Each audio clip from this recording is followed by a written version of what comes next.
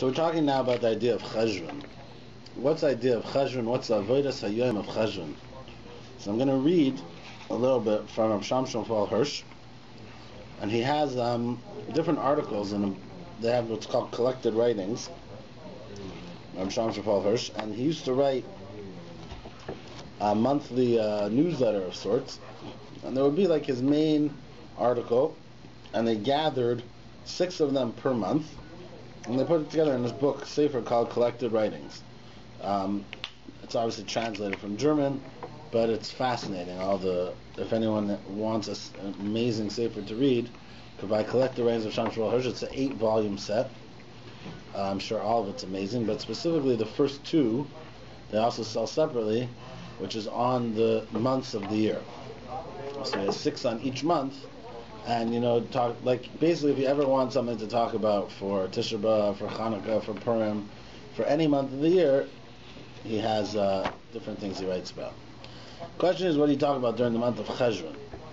The month of Cheshvan is kind of a quiet month. There's no holidays, there's nothing exciting really going on. It's not on the Parsha. So, what are you talking about in the month of Cheshvan? And so much so that in the end of the Cheshvan, when it gets up to Cheshvan 6, I guess 1 year, he writes, every month of our Jewish calendar year has received from Jewish law, from Jewish history, some unique characteristic by which it makes its own special impact upon our minds and spirits. Right? So every month has its own message, its own thing. Mar Cheshvan is the only month that has not been favored with such a gift. Nothing going on. It's boring almost. While the preceding month offered us so many deeply stirring days.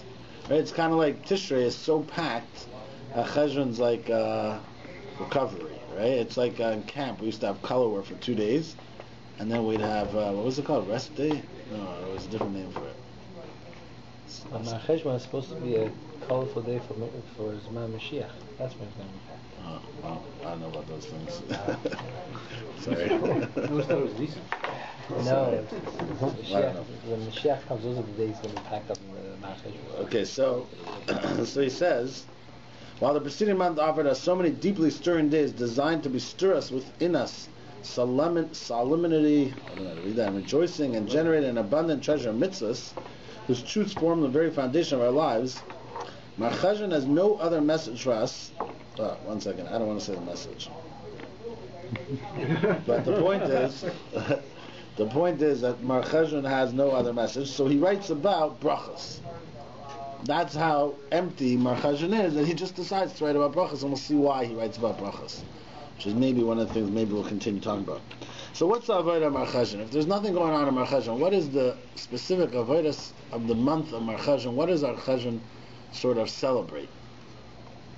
So he says that there's something in Yiddishkeit called Tosis Yom Tov, Tosis Shabbos. The idea of Tosis Shabbos, Tosis Yom Tov, is adding on a little bit to Shabbos before and after, adding on a little bit to Yom Tov before and after, and that's the title of the article. Is Tosafos, extensions of the sacred festival periods to the preceding and ensuing weekday. So extending it. And he starts with a pasuk. The pasuk says, "V'fanisa b'boiker v'alachta la'alecha." The halacha is that when you leave the Beis Hamikdash, you don't leave the Beis Hamikdash at night. In the evening, you sleep over overnight. It's telling Lina, you sleep over overnight, and then in the morning you go home. It's a pasuk. "Fanisa b'boiker v'alachta la'alecha." Do not return to the circle of your family. This is Rabbi Shimshon Hirsch. Do not return to the circle of your family during the night. Rather, take leave of the sanctuary with fresh, bright morning thoughts. The idea is that we tend to feel, or not we tend to feel, but we could possibly feel that everything's preparing for remember also that they used to go to Yerushalayim, and to be there, liris uleiros, to visit with Hashem, and for Hashem to visit them. Hashem would see him, and they would see Hashem. They would go to there. They would pick up their lives, enter up their lives, travel there. Right? They didn't have planes. Right? Some people traveled far, 15 days or more. They would travel there. They would live there, and they would come back during the Ola Regel. So when you're leaving that, you tend to think like, okay, we're done. I was yoytze my chayv, right?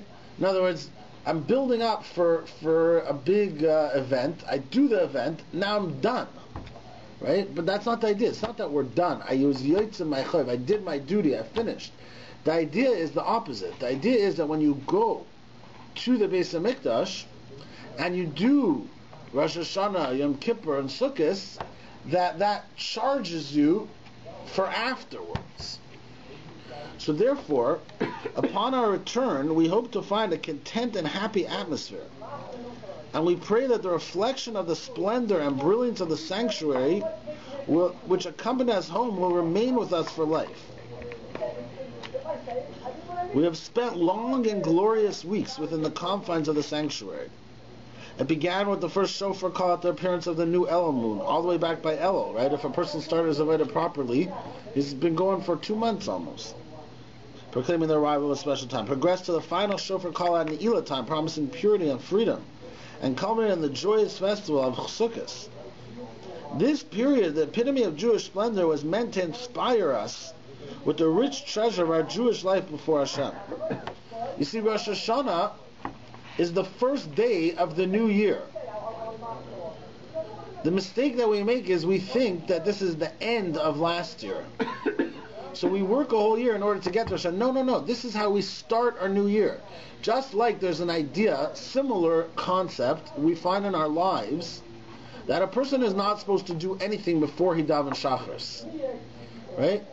Exactly when it applies, it doesn't apply, is a different halacha. But a person is not supposed to eat, he's not supposed to drink, he's not supposed to do business, not supposed to do personal things. You start the day learning, davening. That's how you start your day. And then you go out to work. That's the idea of a Jewish day is supposed to be.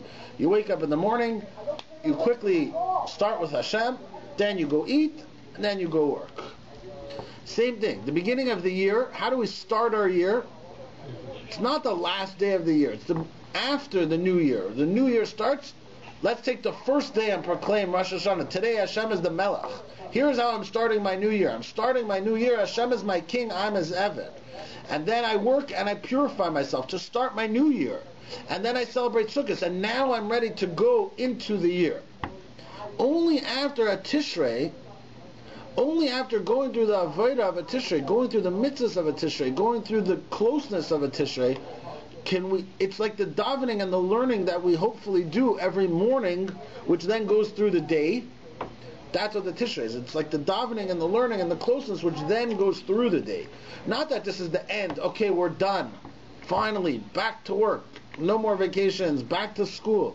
No, we're all going back to school. We're all going back to work. But we're going back to school, back to work, taking with us the message of Tishrei into the work day, into the school, into the preparations, right? Everything kind of gets put on hold on some level during the month of Tishrei, right? Even if we try to keep our work going, but it's difficult to gets put on hold. There's so much going on. So take a break. Let's focus on Hashem. Okay, now that we take it with us into the day. And this really is a message that we've talked about the idea of bringing Hashem with us through our day. You see, the avodah of a Jew and the service of a Jew is not confined to any place, time, or action. The avodah of a Jew and the service of a Jew is always, wherever we are, we're constantly being challenged, and there's constantly mitzvahs and averos that we could or cannot be doing. And the mistake that we make is, or we could possibly make, is that when we're davening, when we're learning, when we're giving tzedakah or doing an act of chesed, we feel like we're serving Hashem. So it feels like we have a time to serve Hashem, and the rest of the day I'm kind of doing my thing. I'm doing my thing. I work, I daven, I eat, whatever.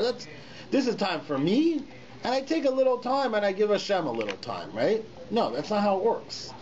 The way it's supposed to work is that the time for Hashem spreads through the time for me, that all the time for me becomes time for Hashem as well. When I'm eating so I can have strength. I'm taking care of myself. I'm taking care of my body. That's a mitzvah. I'm drinking. I'm eating healthy. I'm taking care of my children. I'm raising up another. Hashem didn't create the world to be empty. He wants us to have children. He wants us to build families. He wants us to build homes.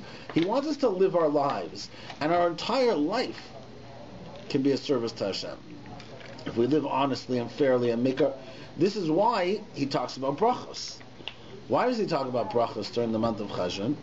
Because brachos, he says, let's go back to what he says about Mar Cheshvan.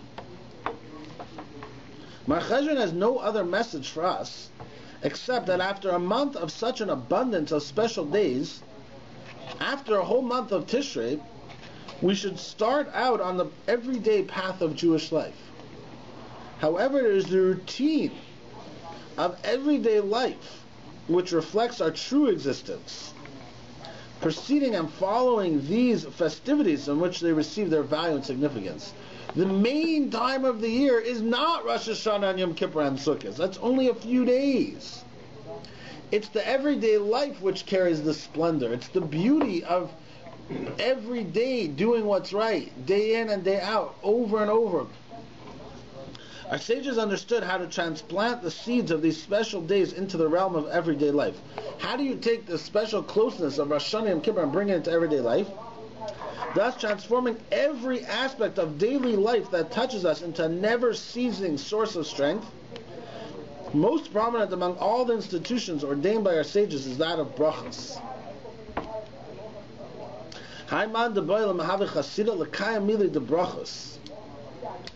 He that wishes to make progress toward the lofty goal of moral perfection should be particularly careful to observe the laws pertaining to brachos, because when you're making brachos, a whole day it's keeping your mind on Hashem. You go to the bathroom, you thank Hashem. You eat something, you thank Hashem. In the morning you put on your clothes, you thank Hashem for your shoes. You thank Hashem for your clothes. You thank Hashem for your hat. You thank Hashem for your sight. You thank Hashem for your walking. You're constantly focusing on Hashem, all the gifts that He gives you, and all the benefits that He gives you. The non-Jewish person is surrounded by the same life and the same nature as is the Jews. Jews and non-Jews alike experience the same delights and pains, joys and sorrows. But only the Jew pauses when he hears a thunderclap, or beholds a blossom, when he feels sorrow or joy. Right? When he puts on a new clothes, he makes a shachianu. When he looks beyond each moment of bliss or grief. If somebody dies, we make a bracha. Even sadness to Hashem. Because he sees all these happenings as heralds and messengers of Hashem.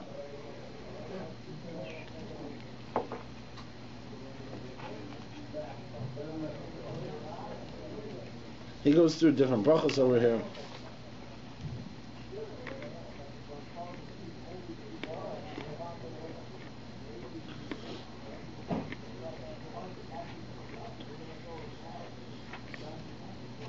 And then he goes into more details about this. But the idea is the daily life of a Yid is so full. The truth is, if we start to think about it, it's a joke, because there's so many mitzvahs that apply at every second.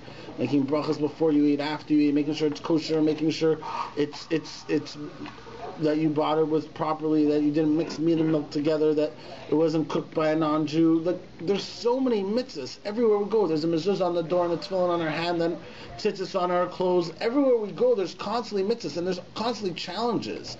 We, of all generations, have never had so much possible to us. So many averos that are so easy to do and so easily accessible that we're constantly being challenged. Even our daily lives is a constant avodas Hashem. And so many different ways of cheating or stealing or eating treif, for so much availability and so much advertising spent to make it desirable for us. For $1, you could get yourself a cheeseburger, right? It doesn't cost nothing. It's so easy. It's like, it's right there. You jump in your car, you're right there. So that means that I have a choice right now to do an avera, and I'm not doing it. Okay, so maybe that's not such a high-level choice. But when I walk into Max to buy a Slurpee, and there's another Slurpee that looks really cool flavor, but it doesn't have a hechsher, and I take the one that does have a hechsher, that's maybe a little bit more of a challenge. When I pass by, I'm hungry, and I see a nice grilling, hot dog there for $1.49, it looks real good, or whatever your challenges are. But the point is that we're constantly being challenged. We're constantly doing mitzvahs. So everyday life, realizing the beauty of everyday life, that's the celebration of Mar Cheshvan. The celebration of Mar Cheshvan is realizing the beauty, realizing the beauty and the splendor of everyday life. And that's the Avodah of Tishrei. The Avodah of Tishrei is messages. Everything that we do during Tishrei is messages, ways of setting up foundations that will carry us through the year. Teaching us things, putting different ideas into our heads, building us, strengthening our relationship that it will spread through the year, that it will spill through the year. Not, okay, I got to do my duty. I do my daf yomi and I go to Shachris. I give a little time for Hashem, or a lot of time for Hashem even. I give my Hashem my 3 hours, and I'm done. Then I go, this is my time. This is my time now. No. There's no your time. Every time is Hashem's time. Rabbi Mordy, I think, says that if a person says, there's a pasuk, it says, Eis lasus la Hashem, hifaru tarsecha. The simple meaning of the translation of the word, which Chazal use it for, is there are times to do for Hashem where you're allowed to destroy the Torah. And not often, but there are times when you're allowed to break the rules of the Torah, and Chazal are allowed to determine when that is. If it's an Eis Lasus Lashem, a special time called Eis Lasus Lashem, where you have to make certain exceptions. And there are certain Eis Lasus Lashem throughout history. But Rabbi Mordy translates it differently. Eis Lasus Lashem, if you say there is a time for Hashem, Hifaru Tarsecha. That is a destruction of the Torah. There's no time for Hashem. Every time is for Hashem. Every place is for Hashem. What do we call a shul? Right? We spoke about this in the past. We'll bring it up again because it's the same message. What do we call a shul? We don't call it the house of Hashem. We don't call it the house of God. We call it a shul. A shul means a school. It's a preparation. Just like when a person goes to school, he's preparing himself. Why do you go to school? Most people, it used to be. You don't go to school for this time in school. You go to school to teach you what to do when you leave school. To prepare yourself, you go to school to become a doctor so you could go out and be a doctor. You go to school to become a lawyer so you could be a lawyer. There's no inherent intrinsic value in the information, but there is, obviously, when you come to a shul, but the purpose is when you come to daven in the morning, it's a shul, it's a preparation for the rest of the day. It takes it with you the rest of the day. When we say Aleinu l'shabeach, when we're leaving the shul, we say Aleinu l'shabeach, ein oid mavada, there's nothing else besides Hashem. That takes us through the day. We realize that through the day there's nothing else besides Hashem. When we say all the parnasa comes from Hashem, then when we go to work, we have a different kind of work. We go to work and someone stabs us in the back, doesn't use us, or whatever. It comes from Hashem. What's the difference? You make money here, you make money there, but it's a totally different approach to the whole coming to the day. If we take the messages of the shul with us through the day, and we bring Hashem into the workplace, we bring Hashem with us into our workplace, we bring Hashem with us on our trips, and we bring Hashem with us into our troubles. When things go wrong, and when things are difficult, and when things are stress and pressure and decisions, that's all part of living. L'sheves yitzar. Hashem created the world to live. These are the messages that we have on throughout the year. One of the main times we have this message is Sukkot. On Sukkot we have a fascinating mitzvah. We have the mitzvah of Sukkah. There's many messages of the mitzvah of Sukkah, but let's start with something interesting idea in the mitzvah of Sukkah. The mitzvah of Sukkah is a fascinating mitzvah in a few different ways. One of the ways why it's a fascinating mitzvah is because if you think about it, what is the Maisa mitzvah of Sukkah? What is the action of the mitzvah of Sukkah? The action of the mitzvah of Sukkah, there is no action. Normally you shake a lulav and esrog, you put on tefillin, you eat things a lot of times.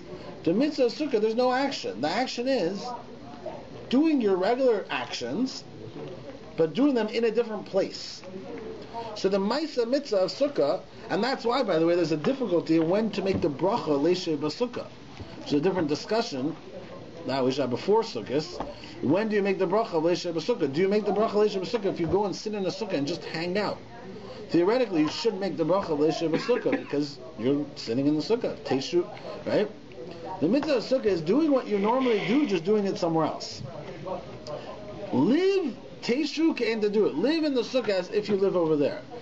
And Rav Shlomo says the message is one of the messages is that the celebration of a regular life.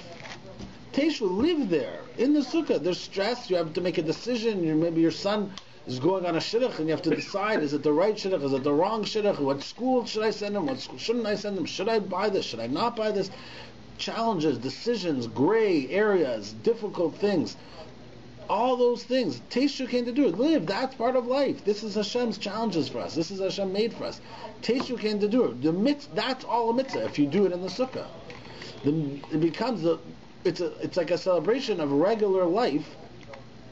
Bring it into the sukkah. Bring it with me. Bring it under the tzel sukkah.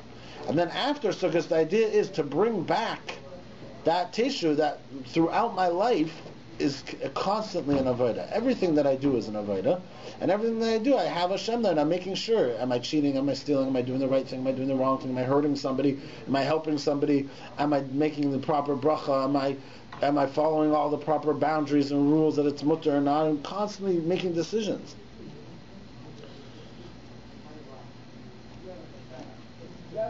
This idea of celebrating regular life is really one of the main things about being Jewish, because again, we tend to think that it's the big things that matter. I finish Shas, or I go to.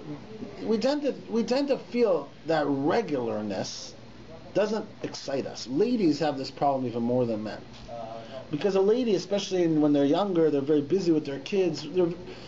They could be spending a whole day doing laundry, cooking, cleaning, bathing their children, dressing their children, buying clothes for their children, helping them with their homework.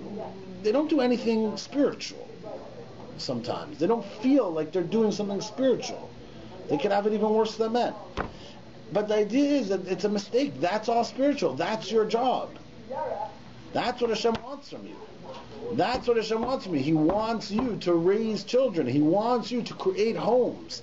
He wants you to create families. He wants you to create life, to live life in the proper way. That is spiritual. And to get that message through to us, and we find this when a person's going through his regular life and he feels like he wants more, he needs more spirituality in his life. So there is an avenue that a person could take if he needs more spirituality. And that avenue is called to become a Nazir. It's one of the ways of doing this, to become a Nazir. And what he does is, he makes certain things usher on him, he does more things, and becomes a Nazir. It becomes Kodesh L'Hashem, becomes holy to Hashem. But at the same time, the Gemara, a Nazir is a Nikra Chayte, and the carbon that he brings is a carbon Chatas. Why is he Nikra Chayte? Because it's enough what the Torah said is Asr. There's enough things Asr. There's so many things Asr. You don't need to make more things Asr. You don't need to do more. Just stick with the rules. Stick with the basics. And you're constantly... But the Nazir is missing the feeling of spirituality from regular. He needs to do more. He wants to feel like he's doing more. So therefore Hashem gives him the ability, the avenue to do that by becoming a Nazir. But then there's a fascinating pasuk at the end of the parsha of Nazir. And the pasuk says like this: V'achar, after the whole thing, after the whole process, he became a Nazir and he became tar and he became purified. V'achar yishta an Nazir yain. After the Nazir is done, the Nazir should drink wine. And the question becomes, he's not a Nazir anymore. Why does it say V'achar yishta an Nazir yain? Let it say V'achar kach yishta yain. He drinks wine. Why a Nazir? He's not a Nazir anymore. The process is over. So I think Rabbi David Leibowitz or Rabbi Henoch Leibowitz, the former Rosh Hashivas of Chavetz Chaim, so they said, actually Rabbi David Leibowitz was in Tervadas, I don't know. Hold on. So I saw Bradam in their name that they said that the idea is that even though you want to become a Nazir, and the only way for that person to feel holy is by separating himself more from the world, but the message is now go back to the regular world and be the Nazir, but be the Nazir who drinks wine. Be the Selba Nazir, be the same level Nazir, but be the Nazir who drinks the wine. Be a Nazir while you live in this world. Be a Nazir while you're normal. Be regular. and be the same level holy from the regularness. Get the same kedusha from drinking the wine, by realizing when you take a cup of wine and you think to yourself, Baruch Atah Hashem, Borei Pri HaGofen, you created the Pri of the Gofen. You took a vine, and somehow this vine turns air, soil, sunshine, and water into a grape, and gives it color, nutrients, taste, smell, juice, creates this thing, this grape, and then you drink the wine and you experience the joy that Hashem gave you from the hana of the wine, and the quality that it makes you a little bit alcoholic. It gives you a little high from the wine, all these pleasures that you have from the wine, and you could experience the joy of the wine, and that's also a holy experience. Drinking the wine. Not only not drinking the wine is holy. Not only not eating the steak is holy, eating it is holy. Eating it is experiencing the joys that Hashem gave us, and making the proper brachas, and making sure it's kosher and it's not overeating and it's not excessive, and you could afford it, and whatever, all the different rules. Making a bracha before, making a bracha afterwards, and eating it at the right times, not before shacharis and not on a fast day. All of a sudden we start to realize that every single thing that we do, there's so many things that we're not doing that it's boxed into. We only eat these foods at this time, at these places. Sometimes it's a place, whether it's sukkahs or whether it's a food that could only be eaten in Eretz Yisrael. Sometimes it's a time, whether it's before Shachar or it's a day of the year that you're not allowed to eat. Sometimes it's a way of eating, the proper manners, proper approach to eating. Sometimes it's what you're eating. Sometimes it's a mixture of what you're eating. The foods are okay, but you can't mix them together. There's so many rules. Every time you sit down and eat, you're following 100 rules, more. You're making the proper bracha before, making the proper bracha afterward. That becomes an avodah. The eating is an avodah. The drinking is avodah. The sleeping is avodah. The teishu ke'en tedur, living your life of a life of avodah. And that's really the message of Mar Cheshvan. At least according to the Litvaks. the message of Mar Cheshvan is the beauty and the splendor, the harmony that comes from regular life. We don't need grandeur. We don't need hugeness. Somebody told me something fascinating. I met someone this week. He told me he's had a chavrusa. A guy came over to him at work, and he said he wants to start learning. They've learned now for the past 10 years. They've never missed a day. For 10 years. They finished the whole Mishnayos. They're almost finished Mishnah Berurah, and they're on their second time reviewing Mishnayos.